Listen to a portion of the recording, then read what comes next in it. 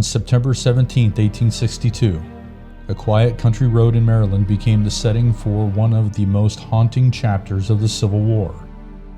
Known to locals simply as the Sunken Road, it was little more than a worn trench carved deeper over decades by wagon wheels and livestock hooves. For General Robert E. Lee's Confederate Army, this stretch of dirt was the backbone of their center, a natural stronghold that could make or break the hold on the battlefield. For General George McClellan's Union Army, it was a fortification that, if overcome, could split the Confederate Army in two and perhaps turn the tide of the war in a single, decisive blow. The Confederates packed themselves shoulder to shoulder in the trench, muskets loaded and eyes fixed on the horizon. When the Union troops surged forward, it wasn't just an attack. It was a storm. Wave after wave of blue uniforms crashed against the road, each one breaking against a wall of relentless Confederate fire. Smoke clung to the air so thick, one could hardly breathe. The ground turned slick with blood, and the road itself began to disappear beneath the sheer weight of fallen bodies. By the time the fighting subsided, this unassuming farm track had earned a name that still chills the bone: Bloody Lane. This is the story of the Bloody Lane at Antietam, a story of grit and desperation, of heroism and horror, and of the devastating cost of war. So if you're curious, let's take a walk through history.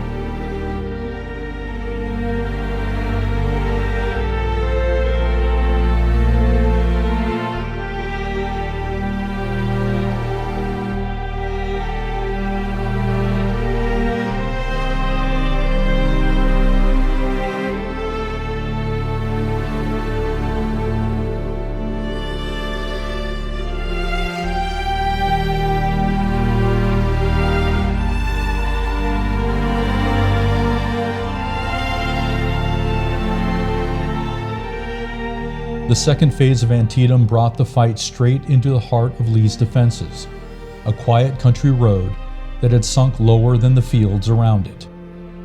To farmers, it was just a dirt lane, a shortcut between Boonesboro Turnpike and the Hagerstown Turnpike, where wagon wheels had carved deep ruts over time. But to soldiers, it suddenly became the perfect trench.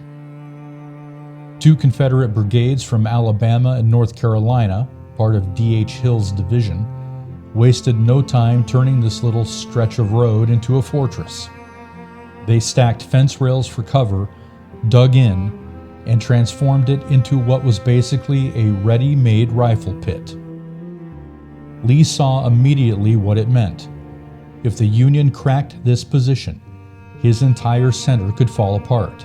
So he issued the order: simple, brutal, and final. Hold at all costs.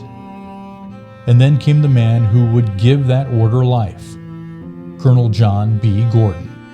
Confident as ever, Gordon stood among his men and told Lee, "These men are going to stay here, General, till the sun goes down or victory is won." It wasn't just bravado. His soldiers trusted him, and in that moment, they steeled themselves for what was coming. What came next was nothing short of carnage. Two divisions of Edwin Sumner's Union 2nd Corps were supposed to be pushing toward McLaws at the Dunker Church, but instead they pivoted left, straight toward the Sunken Road.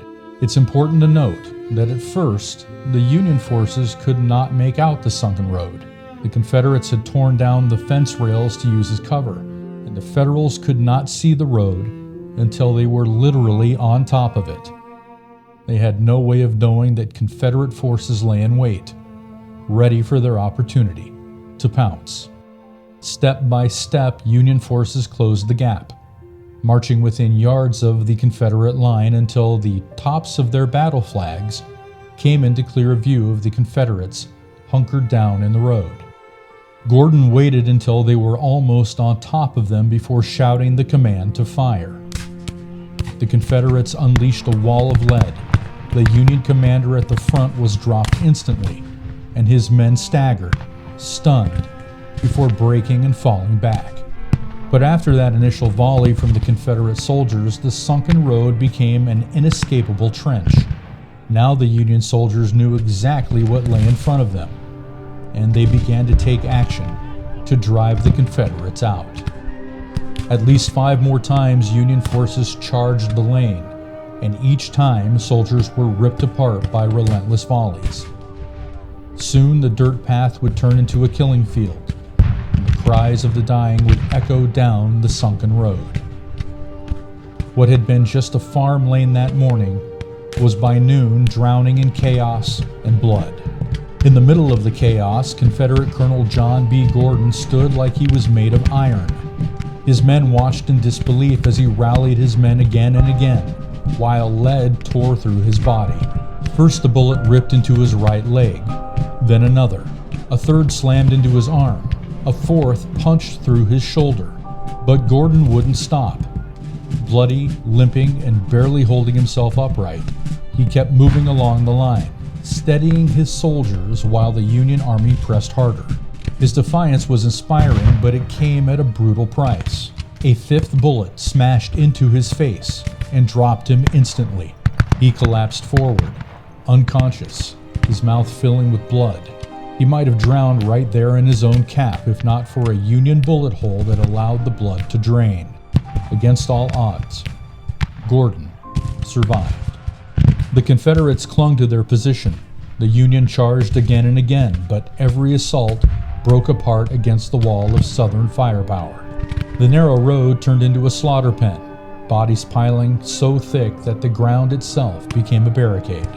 The once quiet country lane was now soaked in blood, and men stumbled over the fallen as they tried to push forward.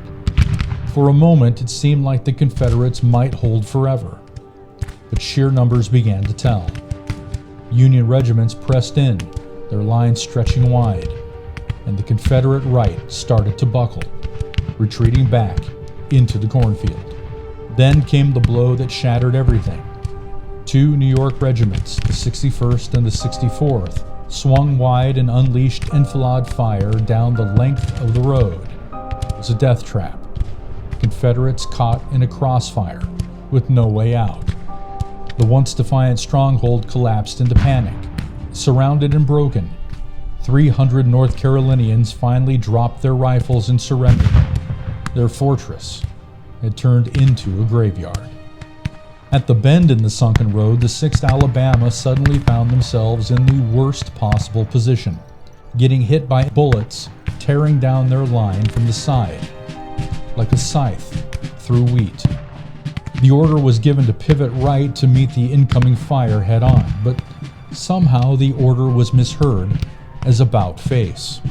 With this, they turned completely around and marched straight out of the road. The 5th Alabama, stationed right beside them, saw it and followed. In a matter of minutes, what had once been an unbreakable wall of gray crumbled in a domino effect. Regiment after regiment abandoning the trench. The tide had shifted, and the Bloody Lane was in Union hands. What the Union troops walked into, though, was less victory and more nightmare. By the end of the fight, the sunken road wasn't a road anymore. It was a burial pit.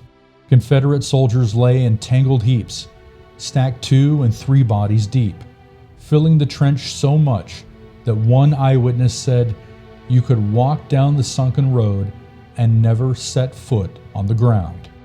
Union soldiers ended up kneeling on this ghastly flooring of corpses, using the dead themselves as cover while firing on Lee's retreating army. For a brief moment, it felt like the Union could shatter the Confederate army right then and there. The center was broken. The defenses were gone. It was the opening they had been waiting for. But General George McClellan, ever cautious, couldn't bring himself to push further. He held back, worried about overextending, and that hesitation gave Lee's army the chance to recover. But the battle was far from over. Sitting less than a mile south of the Bloody Lane stood a bridge that separated the Confederate right flank from 12,500 Union soldiers. A bridge that would become another death trap. But this time, it was the Union that would pay a heavy price. Thank you for watching. I'll see you next time as we explore more curious history. Take care.